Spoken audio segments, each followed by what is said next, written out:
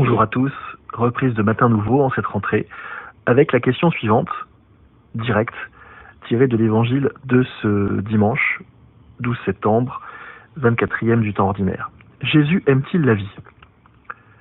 Je pose cette question parce que, à la fin de cet évangile que nous entendrons dimanche, il y a la phrase suivante, celui qui veut sauver sa vie la perdra. Alors Jésus aime-t-il la vie? Il suffit simplement de lire l'évangile pour voir à quel point Jésus exulte sous l'action de l'Esprit Saint, nous dit-on.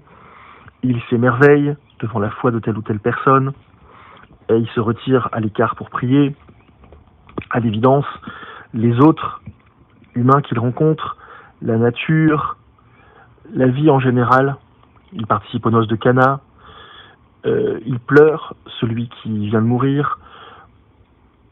Jésus aime profondément et sincèrement la vie, et lorsqu'il dit celui qui veut sauver sa vie la perdra, je crois tout simplement qu'il fait un constat qui est finalement assez logique quand on y réfléchit.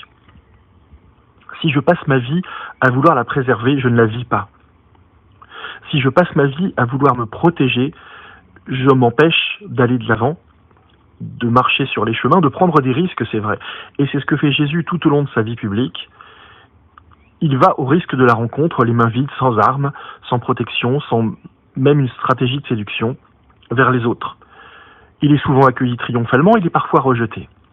Et ce risque du rejet est sans doute une des blessures les plus importantes dans une vie humaine. On n'aime pas ça. On n'aime pas non plus prendre des coups, et avec le temps, et avec l'âge, parfois, c'est le risque, vient la tentation de se protéger, de se replier derrière sa carapace, de ne plus expérimenter, de ne plus essayer. On pense que notre vie est derrière nous, et qu'on attend sagement la mort. Et bien même cela, vous voyez, ne pas vivre sa vie en voulant la préserver, c'est en fait la rater.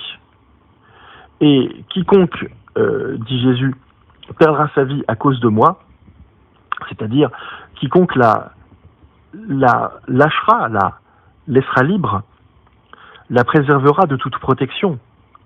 Quiconque vivra finalement librement sa vie, comme lui, à sa manière, fera de cette vie un évangile, c'est-à-dire une bonne nouvelle. La vie ne peut être retenue ni protégée de manière absolue et totale. Nous vivons dans un monde où à tout moment tout peut arriver. Alors, nous sommes invités, nous aussi, à la suite de Jésus, et comme il le dira à Simon-Pierre, de nous laisser conduire, de ne plus mettre notre ceinture nous-mêmes, mais de laisser le grand vent de liberté, le grand souffle de l'esprit nous guider. Et c'est alors que nous abandonnerons la protection de notre vie et sa maîtrise, et c'est alors que nous commencerons vraiment à la vivre.